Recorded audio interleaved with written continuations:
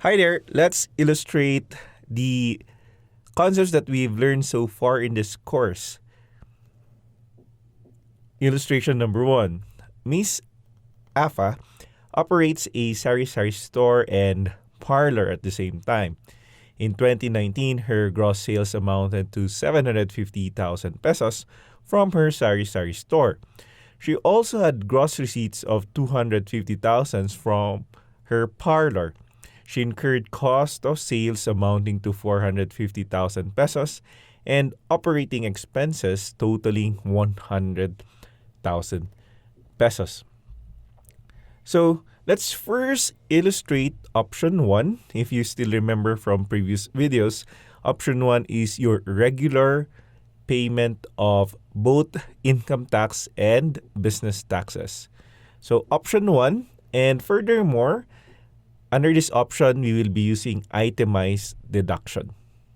So assuming Ms. Afa choose itemized deductions to report her business expenses.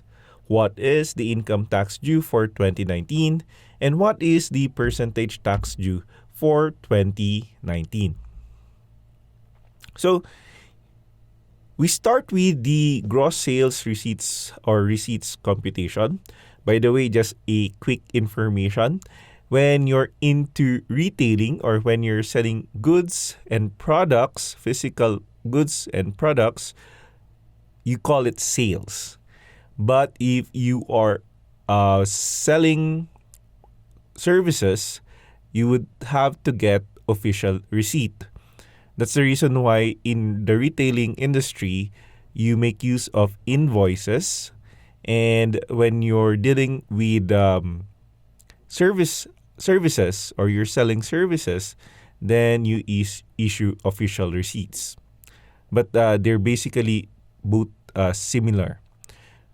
Now, so I hope that helps you. That's the reason probably across the lectures that we had so far, you hear me say sales or receipts. So it depends on the business. So in this case, we added up the gross sales and gross receipts. So Miss Afa both has a sari-sari store, which is a retailing business, and a parlor. So we just added 750,000 and 250,000 pesos. And we reduce the amount by her cost of sales of 450,000. So we get a gross income of 550,000. And again, since we are using itemized deductions, business expenses are allowed. So you have there less operating expenses, 100,000 pesos. So your taxable income now is 450,000 pesos. Now, you probably are wondering how much is the income tax due and percentage tax due. So for the income tax due, all right, I hope you try answering this one. So I'll let you go over the table quickly.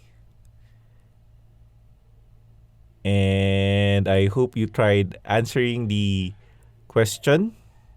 So here's the answer to the questions regarding income tax due and percentage tax due. So you have there, for the computation of income tax due, you have a tax on the first 400,000 pesos, which is 30,000 pesos. And the tax on the excess amount. Remember, the taxable income was 450,000 pesos. We reduce that amount by 400,000 and we multiply the difference by the applicable income tax rate. In this case, 25%. So that's 50,000 times 25%. You will get 12,500. So the total income tax due is 42,500. And obviously, the percentage tax due, which has been paid presumably over the year, is 1 million times 3%. So that's 30,000 pesos. Okay? So both income tax due and the percentage tax due are payable quarterly, and there is an annual payment for income tax due, which is payable on or before April 15.